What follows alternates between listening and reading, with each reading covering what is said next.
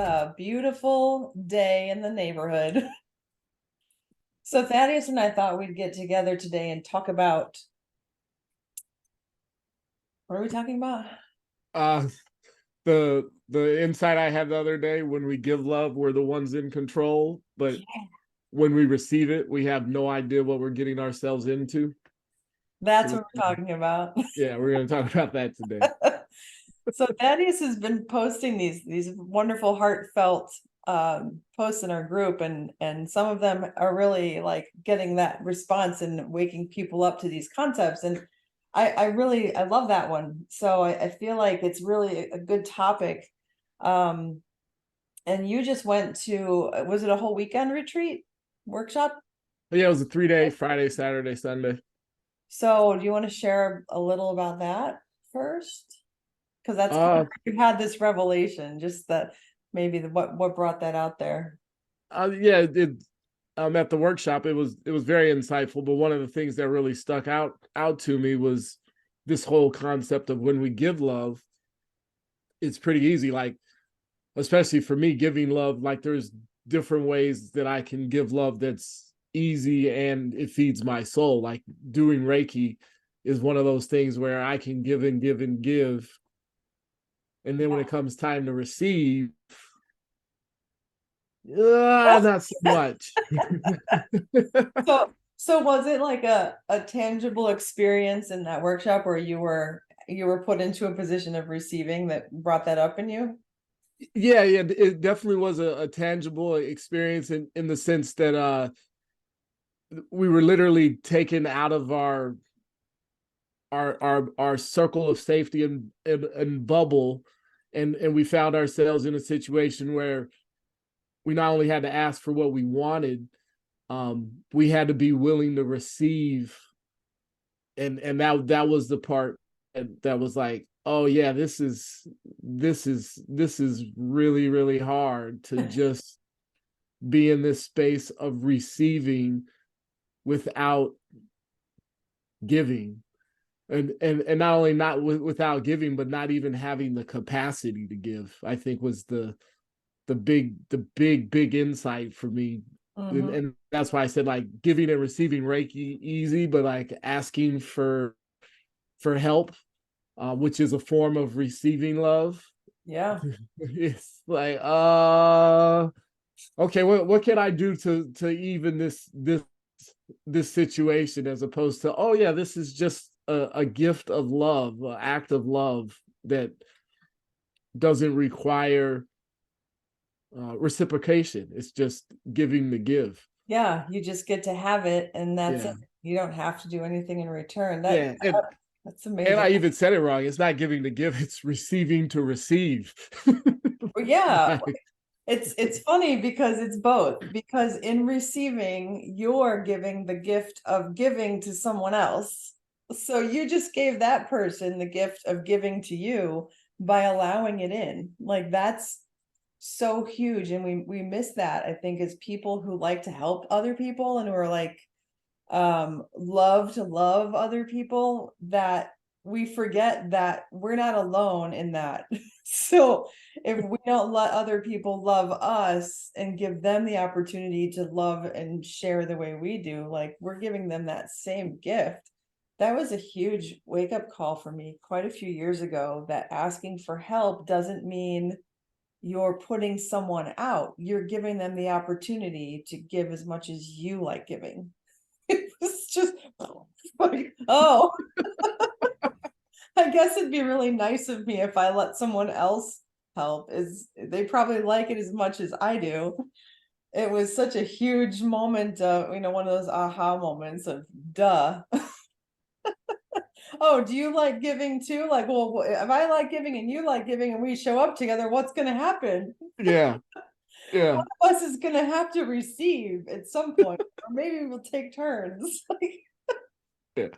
As you're talking, I'm thinking about Halloween, where everybody's just like, you know what, this Halloween, I'm just gonna give candy, and there's like nobody receiving the candy. Right. My I'm just portion, looking at you at your house, like, I'm over here ready to give some candy. I got I my don't want to portion receive. on. I just want to give candy. Yeah, I got my porch light on and my pumpkin bucket full of Snickers, and there's nobody coming to my door. So those, yeah, like trick or treat. That's a great example, because if you don't have trick or treaters, you don't get the joy of giving your candy away. Yeah. I was talking about sugar. How's this happen? we got cookies and donuts, and now we got trick or treating going on. Yeah. So I think it's all related. So one of the things that you said was that when you're giving, you are in control. Like you have, when you're giving someone love, or you're giving someone, you have control of that. And when you're receiving, you're in a vulnerable space. Like you have to allow someone else to give to you. And that was what your post was about. And I feel like when you're someone who likes to give a lot, you may overstep like someone's boundaries on what they're willing to receive. So how do you know, if you want to help someone, or if you want to share or give to someone, how do you know if it's okay? Like, I mean, obviously, if you're going to do a Reiki session with somebody, they've asked you for it, they've shown up, and they're in a receiving mode, and that's obvious that that's a thing. But this translates to so many areas of our lives when we want to help people. Like, how do I know it's okay? What do you think? Yeah, that's a good question. Um, yeah, when you ask that, what I think about is like the power of no and the power of yes, Mm-hmm. in the sense, and this is almost like the discernment of, like, sometimes you see someone that needs help, but it's like you almost have to wait to for them to ask in situations, Yeah. because sometimes the love that you're offering isn't what they need or want, and that's such a challenging aspect to it. It's almost like, and that's why it's the vulnerability aspect, going back to the Halloween scenario. Like, you Mm. want to give Snickers and I'm allergic to peanuts. Right. Hey. Like, here you go, Oh, here's some more. I'm at the door, like, ready to receive love, and like, and I guess that's the beautiful part too about it. It's like, it's not necessarily how do you know, but like, are you willing, when you are giving, when someone doesn't have the capacity to receive that love, or it's not something that they are you still able to give in other ways, or not take it personal? Like, yeah. I'm allergic to peanuts, so, oh, I can't take the Snicker bars. Well, you know what? That's it for the giving for today. No more Snickers. I'm not handing out any candy anymore. You ruined my joy with your peanut allergy. Yeah. These kids and Yeah. their peanut allergies. I'm just turning my light off. No more giving. That's, yeah, it's interesting because I've known people in my life that it doesn't matter. You can offer them the world and they can't receive it. They're just not capable of that. And that's a whole conversation about why we can't receive, and self-love and trauma and all of those things that keep us from allowing the amazing abundant gifts that the world and people want to give us. When we have, I don't deserve this, I'm not worthy, these programs running. But the conversation about boundaries and consent is a big piece of this too. I mean, you've probably met someone that when you walk into a room, they come at you and they want to hug you, and they're like, hey, and they're just like coming at you. And I mean, I love that because I love hugging people, but some people don't want that.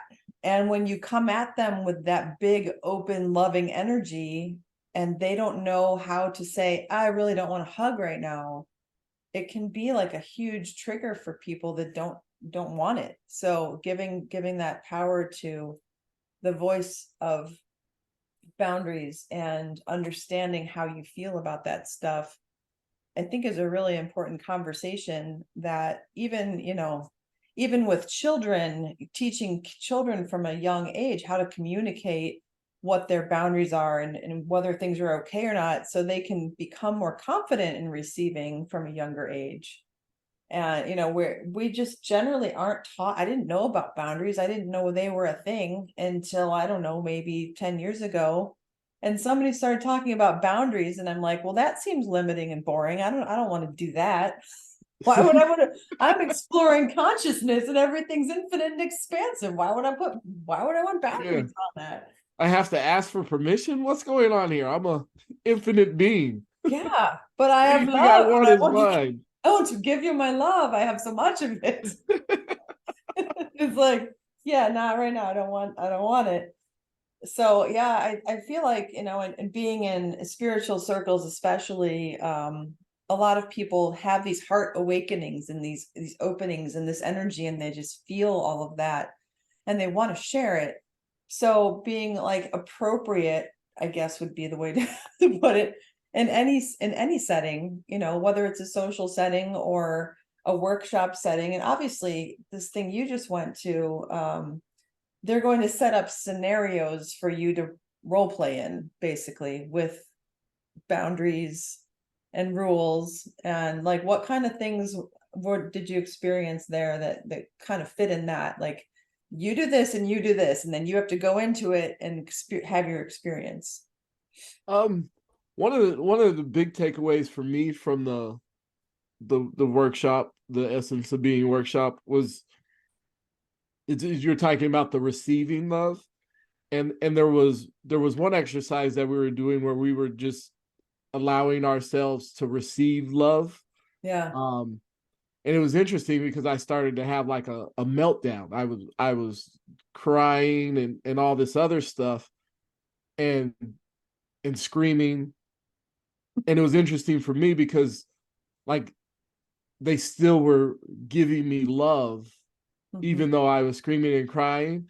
And it felt so freeing because as they were still giving me love as I was in this moment of breakdown, there was a part of me that didn't want to scream or cry because I was afraid that the love would go away if Mm, if if I if I screamed and cried. And it's interesting for me because I can see that in so many different relationships. It's like and it's one of the things that Burge talks about, is when love is present, everything that's not love shows up to be released. mhm, And it's like when you're in relationship, especially, like you give all this love, and then everything that's not love shows up, and mhm. you're like, what's going on? Like, here I am loving you, and all this not love is showing up. And so it was real valuable to almost learn how to navigate in a safe space, how to navigate that, in almost in not only hold space, but just the awareness of, okay, this is what happens, and having that permission and being able to give someone else that permission to be like, okay, yeah, this is what happens, and Mm, I'm just gonna allow you to have that space rather than try to fix or control or anything, but just allow. yeah. That really goes back to that whole permission and the yes and no. Because if you don't have the permission, like almost like the hug, like if you ask someone, can I hug you, which is what I like to do, is and you can tell a lot of times when someone's giving you a yes that's a no, where it's like, oh, I guess it's like, okay, yeah, we don't have to hug. Yeah, But yeah. one of the beautiful things about asking for permission, at least in my experience, is you end up with more in Right, the end, right. because there's like a level of trust and openness. It's like the door is open, as opposed to just like, I'm going to see which door is unlocked Mhm. if I could get in. And it's like, oh, well, maybe if I ring the doorbell, can I come in? Oh yeah, sure, come on in. Rather than, this door's locked, this door is locked, this door is locked, what's going on? Just Yeah. ring the doorbell and ask. um, So when you were in that space where you were letting all that out, and obviously you know how good that feels now because you went through it, mm, but this is a conversation that people also don't understand, is having that safety, and all is these people are going to love me until I'm done. Like, whatever I got to do, I can do crazy, crazy town right now. It's totally okay. Like, and I've been in that situation where like no matter what I need to do, like we're gonna give you space to just let it out and do whatever, and it's all okay. There's no judgment. You do you, whatever you need. And the little programs that come up, what are they going to think? They're going to stop loving me. I have so much to let go of. How, how am I ever going to be done? Like all these little things are coming up, and you're just like releasing it all, like, oh my gosh, I need to get this out. And having people that hold that space for you is so powerful, and that group work is so powerful. So the Essence of Being is the organization that you were with, and they do Yes. these workshops across the country, or where do they do them? Yeah, they do them across the country. They probably do them about every, I'd say, 2 or 3 months Okay. in Okay. around the country. They have like three different main programs: Essence of Being and Passion, which is the one that I went to, and then they have a mastery session that's going on in November, but you have to take the first one Right. and then the second one. And it will be expanding here in Phoenix That's probably next year. That'll, I'm looking forward to that, to participate and hold that space. But one of the things I was thinking about when you were talking about that ability to just be loved in the moment, mhm. I was, and like I feel like I'm not alone in this, but I remember as a child, um, I didn't necessarily always have that opportunity or space Yeah. to just be. Like everything was almost like, well, you're not supposed to be feeling this, Yeah. or look at all that you have, or that like toxic positivity, where Yeah. it wasn't just, okay, yeah, you just need to scream for 5 minutes, okay, yeah, we'll just hold the space. It was more like, how can we get you to stop crying, or this isn't something you need to cry about. I can give you something to cry about. So it's like all these different triggers that it's like, oh, okay.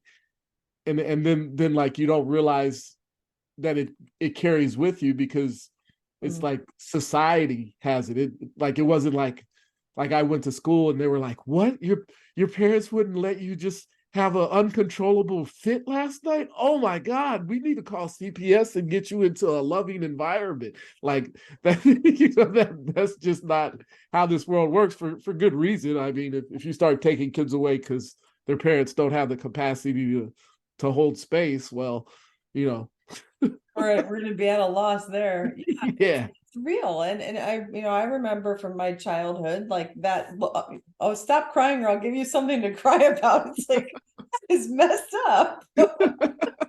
You're not allowed to have emotions and feelings. You don't, and it's interesting because like it's a generational thing, I think a lot of it too, because like if our parents don't have these tools and they don't even understand holding space, like what is that? Like who knows that?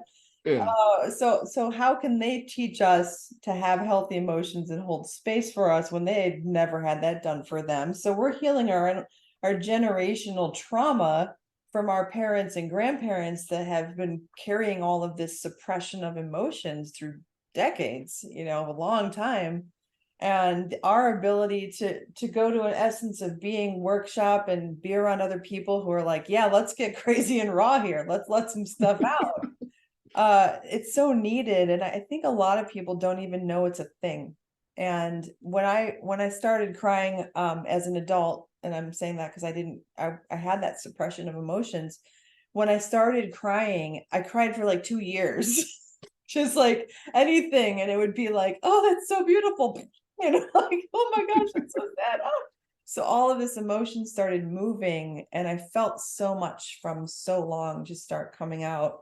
And it's something that people need, and asking for it, like, where do I find this? How do I have this situation where I can get this and I can have these experiences? So we'll definitely share that organization, and see like who's doing this. There's a lot of trauma informed coaches now that are showing up with that. Like they're aware that a lot of what's going on is your trauma is messing with your current life, and so they help release trauma. I just love that these things are going on and that they create safe containers for people to have these feelings. And vulnerability is a power. It's a very powerful thing. It's a very strong space to be in. So, it's like, oh, vulnerability is such a weakness. And it's the complete opposite of that. When you can sit in a space and cry your eyes out and scream and be vulnerable, you are in complete power. You are in your own complete power to be able to express and do that and trust that you're going to be okay through it. So I love that. Like, the ability to be vulnerable is finding your own inner power of receptivity, and allowing and trusting, and also having those boundaries. So asking for what you need, saying yes and no, taking care of yourself. So, like, in that situation as well, when you got to the end, when you were done, like, would you kind of call that for yourself, like, okay, I'm complete, I got this, I'm done, I've had enough? Like, what did that look like? How far did you go with that until they were complete? I mean, it went pretty long. And then and then they brought us back. Um, so it was, I don't know how long it was because it was just a beautiful experience, but they Yeah. did bring us back. It wasn't because it might have taken me 2 years to get back. Right. I'm just gonna be here for the next decade. Yeah. Okay, take shifts. I got to keep going here. Yeah, yeah. Yeah. But it is a beautiful space. And what I like about it is like it's not technical in the sense that like you have to go through years of training to figure this stuff out. It's Yeah. something that like I can do, Katie can do. Like Yeah. we can hold that space, we can move it in, like you were talking about, like the trauma informed counselors, Mm-hmm. like even for the stuff that we were experiencing this weekend, like a lot of this stuff is like stuff that you can do with friends and family, Mm-hmm. because that's one of the things that was real eye-opening with the essence of being stuff. It's like, man, I wish this is what like sleepovers when I was a kid was like. like Right. like there's just all these like powerful tools, and I know you talked about like the cuddle parties and like the stuff that you did there, and it's like, man, imagine, because I don't know what you did at like your sleepovers. Well, Yeah. and I think it for me, if I'm being honest, it would have been like co-ed sleepovers. Right. but but but but like a lot of this stuff was like, this just wasn't stuff that happened at sleepovers. And even when my daughters had sleepovers, like they weren't doing this kind of stuff. No. um they were like drama. Like I guess it's like moving into this world of love as opposed to like the what we have now, which is like this drama and conflict. I remember reading somewhere where it's talking about like helping each other, like Mm. receiving love, where a lot of times it's almost like this competition between each other, like I can do more than you, or yeah, a competition as opposed to cooperation, like, oh, let me love and support you, okay, now it's my turn. Like that's what I picture, like, oh, okay, it's your time to receive love, and then it's like, okay, it's my turn to receive love, like just this beautiful awareness and expansion. And it's like having that loving community. Mm. Now you're empowered to go on and take the world, because it's like, okay, yeah, if I get hit, I know I can go back to my community, my tribe, and Yep. get loved up. That feels completely different than, okay, I just got hit and I really don't want to share because they're just going to tell me to man up or Yeah. woman Yeah. up, whatever you want to say it. Like, oh, well, there's hungry people in Africa, blah, blah, blah. Like there's so many different situations that are worse than what happened to you. Like that doesn't help. Yeah. where, Yeah. We all need it. yeah, We all need it for something. where the love up, it's like, okay, yeah, awesome. And it looks different for everybody. Like some people up looks like, okay, I need someone to talk to. And for other people, it's like, I just need someone to hold me like I'm a 4-year-old baby or 4-year-old child. Like I just need to be in like the womb, the mother womb. I need a woman that can hold that space of the mother womb. Or I need that masculine father figure to hold space. Because like we've established, like a lot of people didn't have that healthy masculine or healthy feminine energy growing up. There wasn't anyone there. And like now you're an adult and it's like, okay, I've learned how to self cope in a survival mode, which isn't gonna allow me to thrive, or if it does, it's gonna show up in weird, strange Yeah. ways, because I don't know how to receive love. I know Yeah. how to give it, and I know how to give it in my ways. I'm giving Snicker bars to the peanut allergy. I'm never going to eat a Snickers bar again without thinking of this conversation. I'm never going to offer one again either without thinking of this.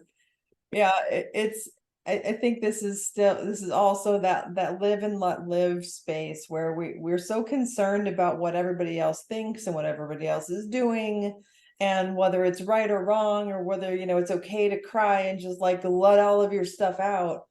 And in a space like that, the power of that release is you've got to integrate it afterwards. So, when you go to these weekend workshops and it just tears you wide open in such a great way, and then you build yourself back on your next level. So that integrate, so you could cry for 2 years, but it's probably, you can't really do your life while you're crying for 2 years. So you have these like, take that time for yourself, and the self-love concept is taking that time for yourself to go to these retreats or find a meetup event or Reiki shares or healing circles or anything where people are coming together to help each other. If you put those into your world, even like once or twice a month, and then you get that space, that love, that like, and it's just love, it's the space of love, and everybody wants to love each other, and then integrate that in, and then keep giving that gift to yourself, because you're also giving that gift to everybody else who's showing up, who wants to give to you back to that. You can't have a Reiki share if nobody shows up. You can't have a healing circle with one person or two people. It just Yeah. doesn't have it. But when there's a group of people, there's that alchemy of everybody's gifts and magic that comes together, and everybody wins, and it's so cool. Yeah, you mentioned the cuddle parties. We were talking to that before we started recording today, and it's a communication workshop, and I really wish they had given it a different name, because when people hear it, they cringe often. Yeah. But they designed these to bring into corporate environments to help people have better boundaries and communication and consent before they touch each other, and create that healthy touch language in a workplace. Like, it was brought into corporate environments. But what I learned from it was exactly that vulnerability piece. Like, if someone says, "Can I give to you?" I have to say yes. And saying yes was like, whoa. Yes. Yes. Finding your own yes and no, and being able to confidently communicate what's true for you. And if someone comes at you and they want to give you a hug and you're not wanting it, to be able to say, I'm not open to a hug right now, is very powerful. And that's again, like, you're in a receiving space with a boundary and you're saying no. Like, Yeah. so all of this is really about personal empowerment, knowing who you are, knowing what your own yes and no space is, what's okay for you and what's not. And then the maybe thing is, if it's not a hell yes, it's a no. So if you've got, well, I don't know, maybe, like, you're not a yes then. So your yes needs to be like your serious truth and your voice and your yes. and you probably experienced that when, in this workshop environment, is if it's not a yes, it's a no. Like there's that communication. And if you're put into a situation where, oh, you were talking about this too, you're put into, like, if you want to leave the workshop and you're like, okay, I'm done, I don't want to do this, they kind of put you on the spot a little and love you a lot. Yeah, yeah, and yeah, yeah, the Care Bear stare. Care Bear stare. Yeah. Yeah, yeah. I mean, it's a beautiful experience, but I mean, like for me, and again, there's a variety of just learned environment. Like a lot of times, I leave a space because I don't feel loved, or I feel wounded and hurt, and because I don't know how to express those sad emotions. It's like, well, nobody loves me here, so I'm just out, when that might not necessarily be the case. So to witness, okay, this is how you can love someone that's saying, I don't want to play anymore. Like, okay, that's fine. Like it was, you were talking about the cuddle party. I was thinking about how empowering would it be for someone that doesn't want to be touched to go to the cuddle party and Yeah. just say no the whole time. Like, no, I'm not doing that. I don't want to be cuddled. I don't want to be touched. No, no, no. Like strengthening their no so much Yeah. that they're empowered in real life, because that is the real challenge, I think, is those maybes. Mm-hmm. Like there's people that are hard yeses and hard nos, and those two, when they meet up, it's like, okay, oh wow, that was a hard no, okay, I get it. But it's the maybes, like, oh, okay, oh yeah, she likes to touch, or oh yeah, I love to touch. And meanwhile, they're like, oh, because they haven't strengthened their no enough. Yep. And then it's like, okay, well, I'm just gonna disconnect from the world because the world isn't safe, Mm-hmm. because these hard yeses are just coming with the peanut butter Snickers and Reese's Pieces, and I'm allergic to peanuts, so I just can't do Halloween anymore because everybody's coming out with the peanuts, and that's what it's like with touch, and even like we're talking about love, and it's like we get that love is more than just what society has kind of taught us, in like the sexual, familial are really the only two love options. You throw that word out there and it's like, whoa, you're loving everybody, like, oh, what's this guy doing? He's Yeah. where it's like, no, there's like like I think about you talking about how just touching someone's arm, Mm-hmm. like from the elbow to the fingertips, like that's an experience I've never had, where it's like, Yeah. can I just love your arm? Like, Yeah, it's a boundary, and but the cuddle party thing, saying no the whole time and sitting on the sidelines is completely welcomed. Like that's something that's brought up in the beginning with the rules and the communication, is like, if you're just here to find out what your no is and to be strong in that, you can say no to everybody all night and feel really good when you're done because you took care of yourself. And that's incredible to see someone who's really insecure and uncertain find that, like, what I really want is to just be. And then the room is full of this wonderful loving energy, and they can let it in and they can meter it as much as they want, but without anybody touching them. It's really interesting how that works. Yeah, the practice, actually, I was teaching a class, and I had people pair up and just do that exercise with each other's hands, where you're looking at their hands and the textures and how they feel, and just communicating, but staying in that space of your hands. Our hands are so intimate, and it's such an intimate space to be in with someone. And when you sit with someone you don't know and just talk about their hands and their fingernails and all the things that you see, you're allowing yourself to be seen, and seeing someone in a way that's not something we do every day. Like, you don't, you're obviously, your hands are a very public thing, everybody sees them all the time, but when someone holds your hand in theirs and looks at it, it's like, are my fingernails clean? Are they trimmed nicely? Do I have hairs growing out of my knuckles today? Like, so yeah, it's like, even that can be a vulnerable space. And when you can experience that and have a good experience and come out of it like, wow, that was really cool. And I feel really seen. Those little practices break into, it kind of help people break open into bigger experiences, like being able to break down and cry and scream and let emotion out with a group of people. Like that's a very powerful space to be in. And it's probably incredibly terrifying for most of our society. Like you're telling me I'm gonna go sit in a middle of a bunch of strangers and cry? Like, yeah, it's really great. I don't know. I'm not so sure about that. That seems a little weird. Like, oh, it's weird. It's super weird and it's fun. Yeah,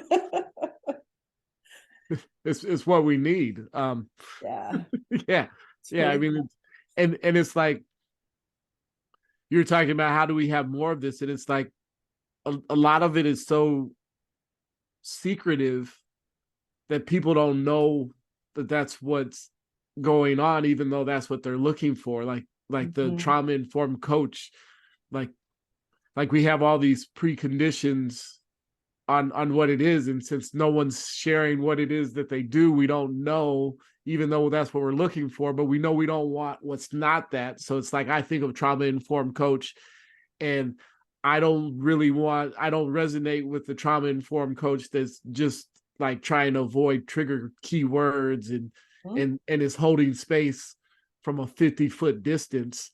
Not you know what I mean? Like it's Yeah. like there's trauma informed and then there's trauma informed, and Mhm. discerning the difference between the two is really challenging unless you're like, oh, okay, you went to that work. Oh, that's what they do. Oh, okay, yeah, that's Yeah. yeah, that's what they do at the cuddle party. Oh, okay, yeah, I can get down with that. And it's, yeah, I don't know, maybe it's just a marketing thing, but there's so many people that are doing great work that Hmm. aren't sharing what they're doing because there is this fear of, well, if I tell people what I'm doing, Yeah. they're not going to show up. And yeah, it's That's an interesting perspective and comment because you often don't know what you're getting into until you're in it.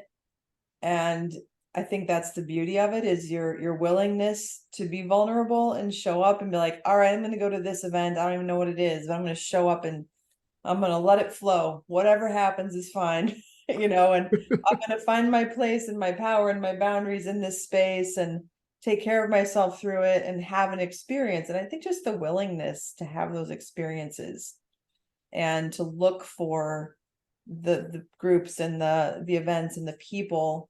But I do see that, like when you're looking for a coach and you don't know them personally, you've got a one-on-one space where your vulnerability is like, well, I just paid you so you can help me, but now I've got to be super vulnerable and I don't really like you, like I don't trust you, right. wherever that comes from. Like you've got to resonate with your people and your tribe and your healers. And, if you have a healing circle and there's someone there who's acting like a crazy predator, they're going to throw off the vibe of the whole circle and somebody's going to have to call it, like this person is being really weird and inappropriate in this healing circle.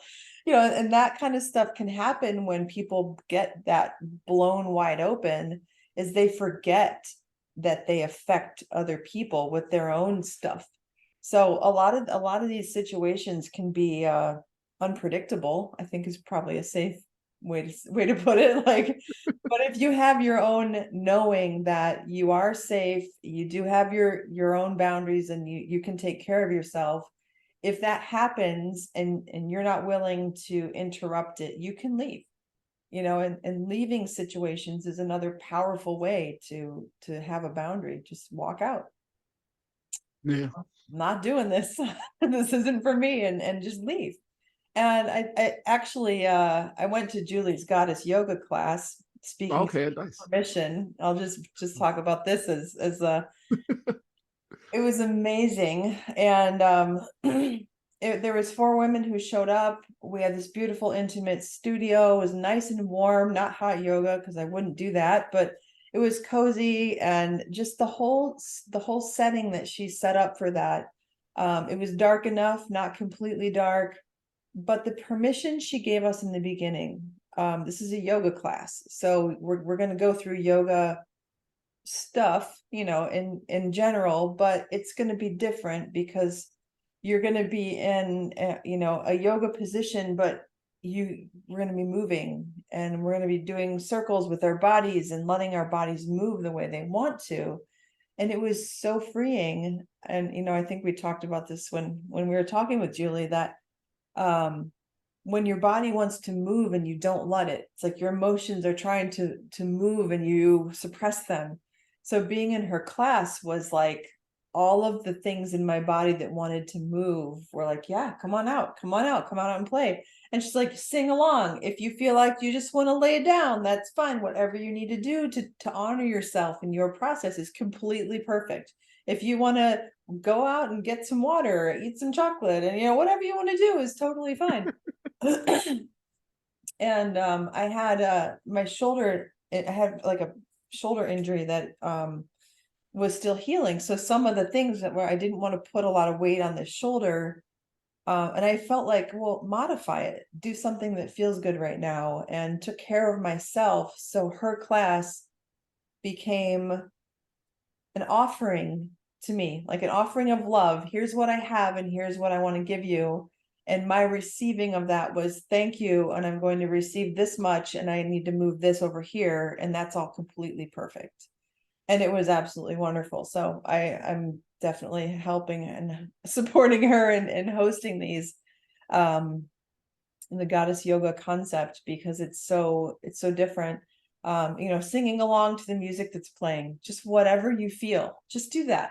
And like, there's one point where she's talking about your shadow and all this, and it's just like, we're just crying, just, it's fine, just let whatever happens happen.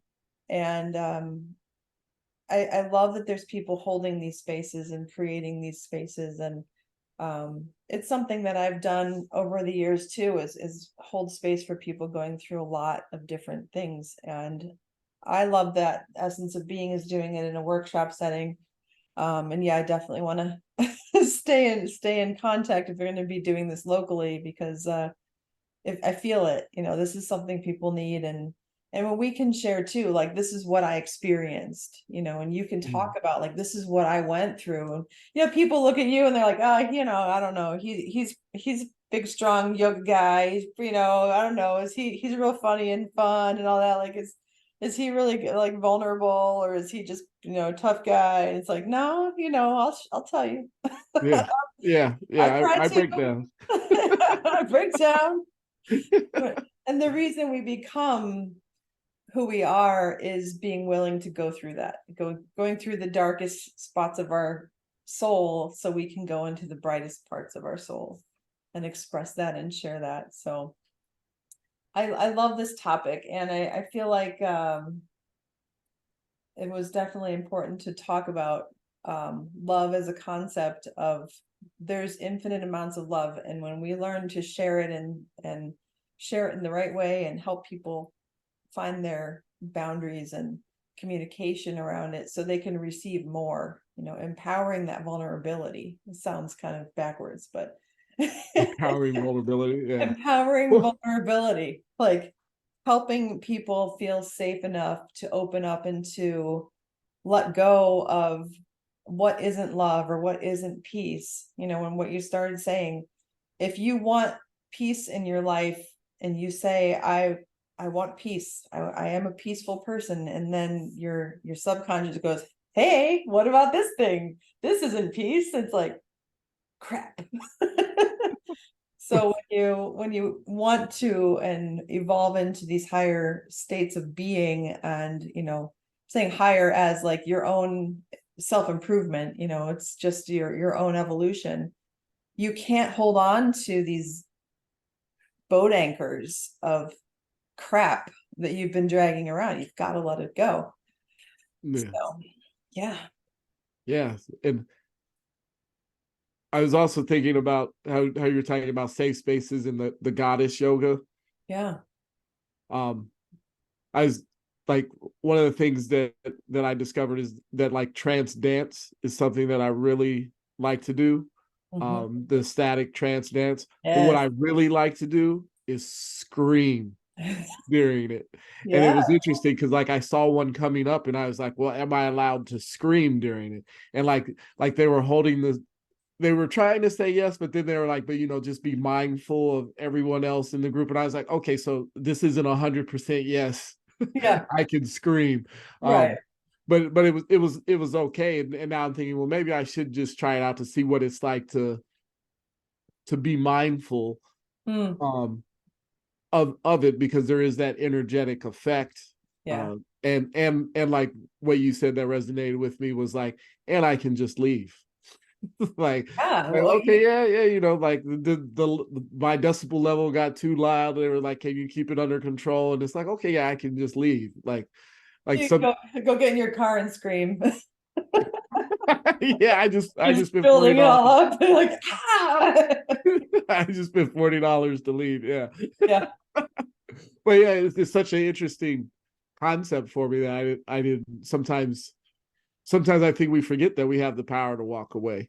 Uh, Mm, which is that whole loving and receiving. Like you're giving the Snickers, I have the power to accept it or reject it. yeah. And with love either way. Like there's millions of people that love the Snickers bars. And that's what I appreciate about the safe spaces. Oh, I love Snickers bars too. My favorite. It's my favorite. I'm just gonna say it. Yeah, I might go to the grocery store afterwards and buy one Right. of the king size. I kind of want one. that are that are my donuts. Right. But that's one of the empowering things that I found with the workshop and just activities like that is building your capacity to say no, building your capacity to say yes Mm, in a safe space to process all that stuff that I just didn't get a chance to do as a kid. I'm and I guess that spiritually I'm still a child. Um, the world's been around 2,000 years, so we're like a minute old in theory. Um, right. so it's one of those things where it's like that's one of the blessings of this life is that we still get to experiment when I let go of, oh yeah, I'm supposed to be adult and have all my shit together. When Hmm. it's like, no, I mean, I have numbers behind me, but I don't have my shit together. So so it's like this is a place to learn and Yeah. still grow, as opposed to, oh yeah, I've got it all figured out, and all these unhealthy things I'm just going to pretend are love and peace, rather than what they are is like suppression and depression, or anger, all these not love type of things. And then it's like, oh, okay, yeah, as I'm practicing this, oh yeah, this is the space. Oh wow, yeah, I can receive this gift, which goes back to the you don't know what it is. You have no idea what you're getting yourself into, because it's like Yeah. if if your older self had told your younger self, you know what, you're gonna have 2 years of just crying for no damn reason, Yeah. and for reasons that you shouldn't be crying for, because we live in a shit world.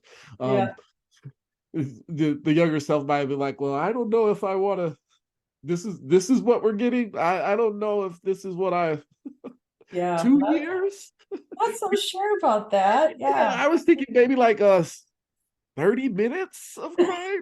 That sounds tolerable. Yeah. Can't I undo like 3 decades in 3 minutes? Yeah, exactly. Yeah. Can we Yeah. do this during the commercial break? Okay, I got 2 minutes. Let's get this done. Yeah, All right. our nervous systems can't handle that, and I think that's part of being human and this whole process. And like you say, we're spiritual children. We're like living in this amazement and wonder of all these things that are available, and the ability to have these experiences and find people to do this stuff with, and it's always ended up for me to be a stepping stone to my next version of myself, and letting go of whatever fear of whatever thing, and doing a workshop. And I did a shamanic soul recovery once that was like, I don't know, an hour-long session, and when I left, like my whole world was just different. And it wasn't even like I could say, well, this and this happened, but I felt this shift in my wholeness, like we're calling back all these fragments of my consciousness. And I'm like, okay, I had no like idea what was going on because this was a long time ago, so it's kind of early, but I was in that open space of like, oh, I want to go try that, oh, I want to go try that, oh, I'll do this initiation, I'll do this workshop, and I just tried everything. So after that, it was like all these little pieces came back, and then I'd kind of see evidence of them on a subtle level over the next year. Like, Wow. I don't think I'm claustrophobic anymore, like weird. Yeah. When did that change? So it's like you almost don't see your own evolution until you realize what you're not doing anymore. Like when you're letting go of what isn't love and what isn't peace, and you just start seeing more love and more peace, it's because all that crap is getting cleared out, and then you don't look for it. Like, Yeah. I'm not Yeah. looking for it. It's just gone, and I don't need it anymore. Yeah. I remember when I went through the yoga nidra training, it was 4 day retreats. Hmm. And they were talking about like establish your game or whatever in between time. And I remember thinking, my hands, like I was getting scratches on my arm, and like having to cut my fingernails, and I was getting agitated. I was like, I'm real agitated because my fingernails are growing out. And they were growing out because before the training, I would always bite my nails. And and then like that was one of the big wins Crazy. that I wasn't aware of, like that underlying lingering stress that was causing me to bite my nails was gone, Yeah. but I wasn't aware that I was biting my nails because of the stress or anxiety. Yeah. All I knew was all of a sudden I'm becoming aware that like I'm scratching, and I'm like, oh, I just cut myself again. What is going on? I've got to cut my nails. This is getting real agitating. Every 2 weeks, I'm having to cut my nails. What's going on? And it's like, oh, okay, yeah, Wow. the shifts and changes that happen were so deep and so powerful that my nails are growing, or I'm not biting my nails Not anymore turn them off. as a stress mechanism. Yeah. Um, so it is amazing how like these shifts and changes can happen at such a deep level where you can't really go into like a shamanic soul retrieval and be like, well, I want this, and this to happen afterwards, and then I'll know it's a success. Yeah. Uh, No. yeah. We can ask, but what we get is often way beyond what we could even have imagined. And when we're open and we show up and we're vulnerable and we find our boundaries and our voice, we really have so much power. And I love doing these videos with you and our guests and our friends. And I really hope people get something or have a little moment of like, I want to try that. I didn't know what I was looking for, so I just started like going to everything. And Mm. some of the things I went to early on, I should have walked out of, but I wasn't in that space that I could have. So I sat through some stuff where I was like, I don't really want to be here. Um, but that was all the process of learning what's right for us and what we want and what's right for our own soul expansion and our human journey and whatever we want. And we get to create this life. I just put this little thing behind me recently. We really do get to write our story and choose where we show up. I love ecstatic dances. We just went to one a couple weeks ago, but there is that. It's interesting because if one person starts making more noise and escalates it gradually, like if you start kind of making some vocal noises and letting it out, other people will too, because you're giving them permission. And I've Yeah. seen that. And it's really cool because then before you know it, like the whole room is screaming, you know? But if you're all in this flow together and everybody's kind of in the same, kind of vibe, and you scream, everybody goes, oh, hell. But the collective energy in an ecstatic dance, you can direct it, you can bring it up, you can bring it more intense, Mm. you can kind of move in that energy and affect it with your own intensity. So yeah, you could probably do that, but when they're saying like, well, be mindful of the room, like, all right, well, I'm gonna be mindful and bring the room to an escalation of screaming. Let's do that. Yeah. And if you start doing it and it doesn't seem to work, you can back off. You can play in it. So Yeah. I feel like that's kind of the thing too, is being mindful is important. Everybody's journey is different. And these conversations are always going to resonate deeply with some people and really trigger some people. And that's not our business. Whatever people get out of our conversations is theirs, and we're just showing up to broadcast the love and the understanding and the compassion and like help people find this stuff because it's helped us so much. So Yeah. thank you again for another fun conversation. Thank you. I can't wait for the next one. Yeah. See everybody later. Bye.